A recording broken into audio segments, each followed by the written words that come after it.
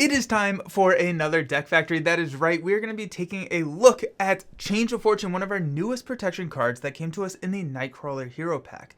So we're going to be breaking down the card, kind of talking about how it's used, and then we're going to build a deck around and kind of with the centerpiece of the deck being Change of Fortune. As you're watching the video, be thinking about who you would like to build a deck around this card for, and let me know down in the comments who you're running it with. Now, I do love protection, and I was super excited when I cracked open the Nightcrawler pack because it opens up a brand new way of playing green, which is focused around defeating enemies while they're taking their turn during the villain phase. This one cost upgrade, it has a response that states after you defeat an enemy during the villain phase, you get to exhaust Change of Fortune to draw 2 cards. Cards in a card game is good, especially when it comes to us in an aspect where cards historically are a bit limited because we're spending so many cards during the villain phase. So being able to trigger this can be a huge tempo boost to replenish or even go past your hand size. So the effective cost of this card is 2, meaning that it pays for itself after just 1 use, and any point after that we can call pure profit. And the biggest hurdle is how are we going to trigger this? And that's kind of like the puzzle that we get to play, right? The easiest way to trigger this card is to take out minions, though it does also work by taking out the first stage of the villain, but minions have less health, and in most games we're going to see more of them, and so this usually is the easier target for the card. Now, we're going to be targeting a lot of minions with the card, and how do we do the damage? We can have Retaliate, whether that's just printed on our hero card like Black Panther, or we can use cards like Dauntless to get Retaliate, and then when an enemy attacks us, they take 1 damage back. 1 damage is nice, but we're going to be wanting to go for a bit more efficiency a lot of the time. So in the same vein, Electrostatic Armor deals damage when you defend, Energy Barrier can save some damage, and then ping some enemies. And quick note here on Energy Barrier, you don't actually have to throw the damage at the attacking enemy. So if you use it to prevent damage that like the villain is throwing at you, you can turn around and assign that damage to a minion and potentially even take out the minion before they're even able to activate, which still triggers Change of Fortune. And so I really like Energy Barrier. I think Energy Barrier is a fantastic card, and it works really, really well in this archetype as well. You can use another new card that we got in the Nightcrawler Hero Pack called Under Control. It's an upgrade that when you defend and you take no damage, you get to deal some damage back to the minions. And then there are defense events like Repost, which is one of our new cards, in combination with Flow Like Water, where we can not throw a ton of damage, but usually enough damage to take out most minions. These are the main and easiest ways to apply damage during the villain phase, and if we plan ahead and use some of our damage during our hero turns, either with like allies or other sources of damage, we can set up minions to have just enough health remaining so that our Retaliate or our defense events or whatever engine we're kind of running can finish the job during the villain phase. Because when we are running Change of Fortune, it's going to be much more beneficial for us to defeat those enemies in the villain phase as opposed to our hero's turn. The other kind of like nice benefit of using our defense and trying to take out these minions and kind of focusing the protection playstyle around defending minions is that all of your upgrades that trigger when you perfectly defend, like Hard to Ignore, Unflappable, all of those are more readily triggered, leading to a more consistent protection engine. Because a lot of times, unless it has Villainous, you know exactly what that minion is going to be hitting you for, and you know exactly how much you need to be defending for, and you can trigger all of your upgrades. Now, that's kind of like the 50,000 foot overview. The strategy works super well in multiplayer when there's a lot of minions out and you're able to choose from, but in true solo it can be a little bit inconsistent to have a minion every single round, which is where the new card Come Get Me Bub solves our problem. So Come Get Me Bub is a 0 cost event that tells you to discard cards from the encounter deck until you get a minion. You put that minion into play, and now this is an important little caveat here, is you're putting the minion into play rather than revealing it. So any of those when revealed effects do not trigger, you just put it into play. Then when you do that, you get to heal 3 from your hero, and you get a tough status card. And this solves 2 problems. First, we now have a minion, which we can use to feed our Change of Fortune engine. And secondly, it solves the biggest issue that I've run into with using our basic defense for minions, is how to deal with the villain attack. Because Come Get Me Bub gives us a tough status card. And that is something that's important. If we're running this strategy, we have to make sure we have a answer or a route to stop that villain activation. And that looks like a lot of non-protection, non-perfect defense ways of stopping the attack. So utilizing toughs, chump blocking with our allies, or stunning the villain are great, and then we can focus on cleaning up the minions while locking the villain down. It's a little bit different than our normal perfect defense build, because if you stun the minion or stun the villain, then you don't get to play with all your toys because they're not activating. But we are going to be focusing on defending or using all of our like protection assets for minions, so we can stun lock, we can chump block, we can do all of the things that we try and avoid in a normal perfect defense build. It can be a lot of threats to manage, so not every single hero is going to love this strategy, but let's talk about a couple of heroes that will like it. First up, we're going to talk about Spider-Woman. So Spider-Woman's whole deck building thing is that she can take cards from two different aspects. So being able to run aggression and all the toys in red that help with this strategy, like looking for trouble, that gets us more minions and removes some threat. Hall of Heroes to get us some additional benefits for taking those minions out when we get to draw some cards, as well as access to a couple more stuns in both Spider-Woman's kit as well as in red. Spider-Woman really likes this type of build. Next up, we have Ghost Spider. I think Ghost Spider may be one of the most fun heroes to play with this, because you can still defend against the villain attack and then use her cards like Ghost Kick, which is a response that you can trigger after you defend to take out a minion. So you play Ghost Kick, you get to delete a minion, 6 damage is going to kill a lot of minions, and then you get to ready up again. And so pull the minion out. They don't ever get to activate because you are taking them out before they even get to activate. So I do really, really like Ghost Spider. The last one we're going to talk about before we build a deck is Black Panther. He has Retaliate printed on his kit. If we use cards like Dauntless to give him a second Retaliate, a lot of these minions can really be set up really well to take them out, and Black Panther is very good at setting up minions, or setting up enemies I should say, to have just the right amount of health with his Wakanda Forevers, and being able to trigger and choose how much damage you are moving or dealing to different minions to set it up perfectly so that the Retaliates, energy barriers, whatever you're running, can take out the minions in the villain phase.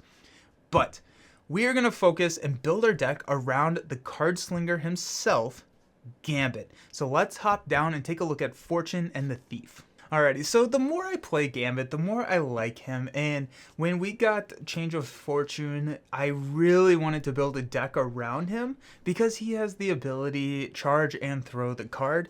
When you play a attack event, you can spend these charge counters that he's accumulated over his turns to increase the damage output of those events, which means that you can apply precise amounts of damage, which is exactly what Change of Fortune wants. So let's take a look at Gambit and see how he plays. So we're actually going to be running 2 copies of Change of Fortune.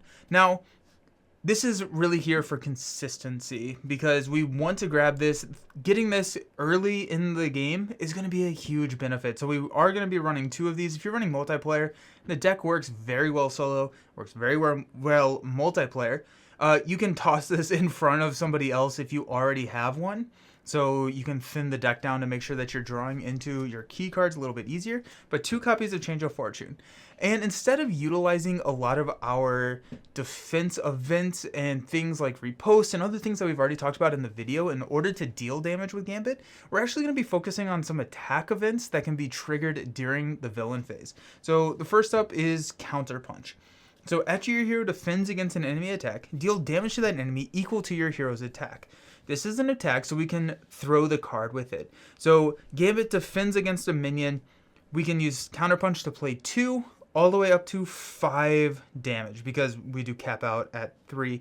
So without any other toys that we have in the deck, Counterpunch can take out most minions in the game. So we have Gambit with a Counterpunch. That's one way. Next up, we're going to use First Hit. Now, I like Counterpunch a little bit more than First Hit, mainly because you have to defend, which is going to trigger some other things that we have in the deck build.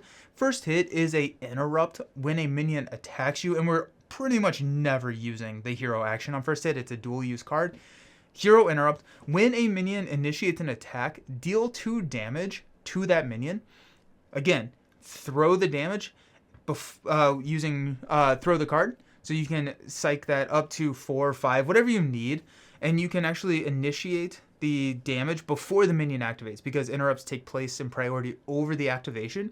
So you can take the minion out before they actually ever trigger.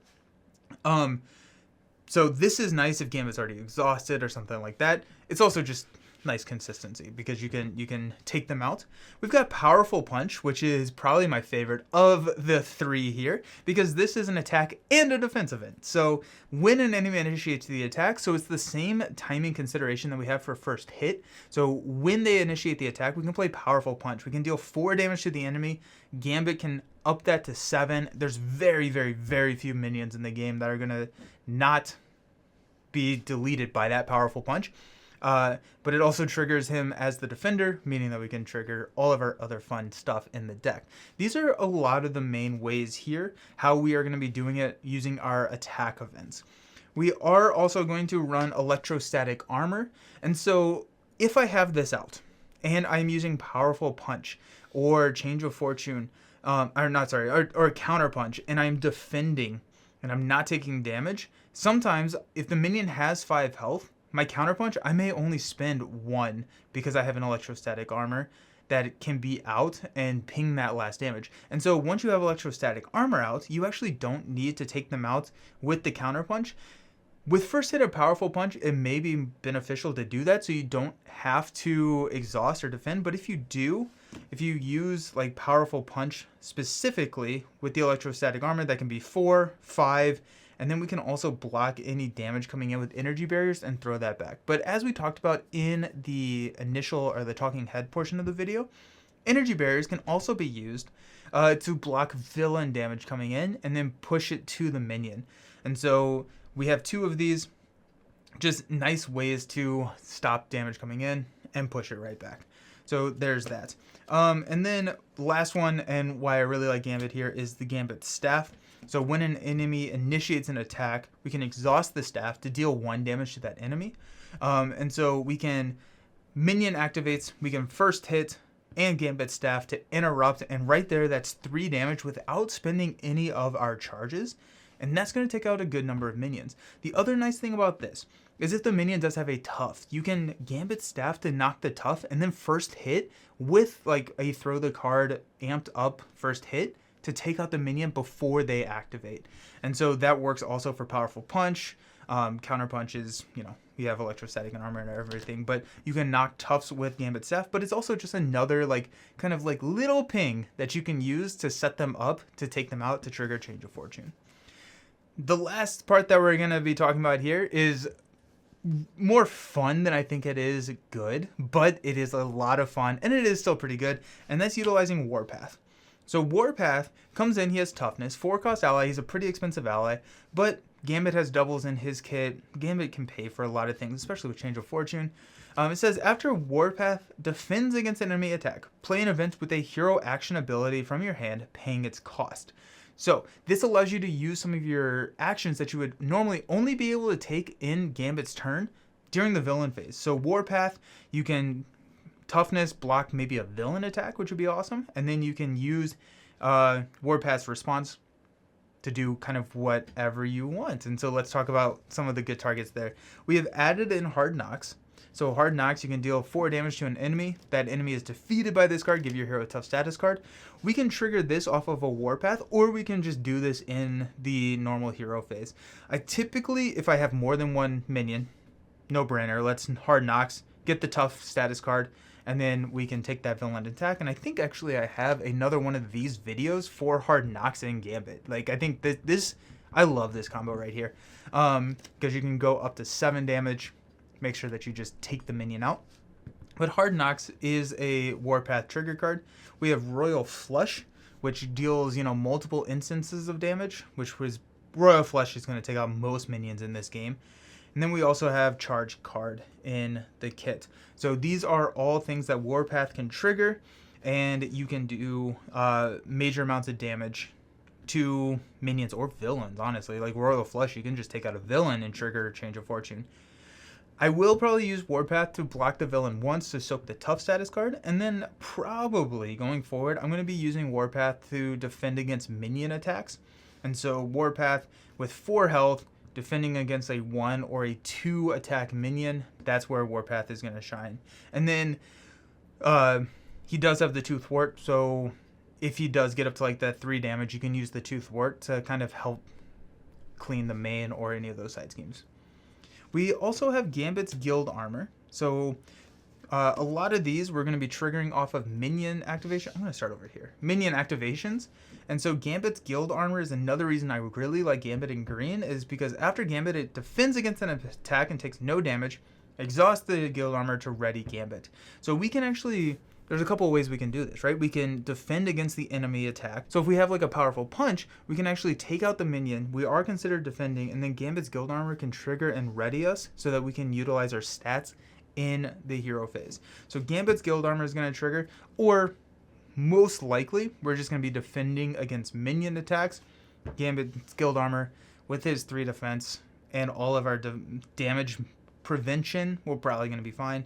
We have Unflappable to draw us a card. So now if we defend against a minion attack, take that minion out, we can Unflappable and Change of Fortune to draw 3 cards, which is pretty awesome. And we got 1 hard to ignore. We're going to talk about some of the, or I guess like the main way that we're going to be dealing with threat is going to be through our allies, and if we are in Alter Ego, using our Thief Extraordinaire ability. Hard to Ignore is just a nice consistent threat removal. It's just going to be nice. We are summoning our minions with a Come Get Me Bub. So discard cards from the encounter deck to get a minion. There you go. That's our minion engine. We're going to get heal, and we're also going to get that tough, so that's going to help prevent that villain activation. And then we also have another way to prevent villain activations with Never Back Down. Never Back Down, when you defend against an enemy attack, you get +2. If you take no damage, you get to stun the attacking enemy. So now Gambit's going to defend against a enemy attack of 5. If we have like a natural agility, which would be another way that we can just defend for effectively infinite, because those charge counters are pretty easy to build up. You can use natural agility, Never Back Down. You can use energy barriers to prevent. If you have a hard knot, or if you have tough, you can prevent damage. You can easily trigger Never Back Down and stun the villain, and then you're good. You're good for the next round as well. If you're playing a Stalwart or Steady, it's probably worth just cutting these. We are running a little heavy on the deck, so you can just cut these if you're running Stalwart or Steady. And then our ally lineup is going to be doing a lot of the thwarting, as well as if we don't have the tough or if we don't have the stun, they're going to be chump blocking. So we've got a Daredevil. Daredevil is a great 2-cost, 2-thwart chump block ally. Ironheart. Jocasta. Now Jocasta is mainly going to be drawing natural agility, which will get us more charge counters and allow us to defend for a lot. It's a lot. It's a lot of it's a lot of defense. Minimum would be 4. So just grab Jocasta for natural agility. We have Nick Fury, Professor X. Professor X is probably going to be used here for Confuse. A lot of the times, I will like to stay in hero form a lot with this type of deck, and then Professor X can block that advance, or however that extra scheme activation. And then the final cards, we got an X-Jet to help us pay for everything, and then our doubles. And so this is kind of the deck for the for Change of Fortune, triggering it with Gambit. I had a lot of fun with this. I actually did do this on stream. This was not going to be the deck that I was going to showcase in this video, but I had too much fun with it. I thought it was way too much fun to not use as that deck, and so here it is. I've also linked it down below in Marvel CDB, so if you wanted to see the card list there, you absolutely can. There's so many cool interactions here. I want to build a rogue deck, mainly because Fortune Favors the Rogue is such a cool deck name, but I just haven't gotten around to building that yet. But I think that would be a lot of fun. I don't know. I have this idea of just like that deck. Don't know how it plays yet, but I just like the name. But let me know down in the comments what you think, and thanks for watching. We'll see you next time. Peace.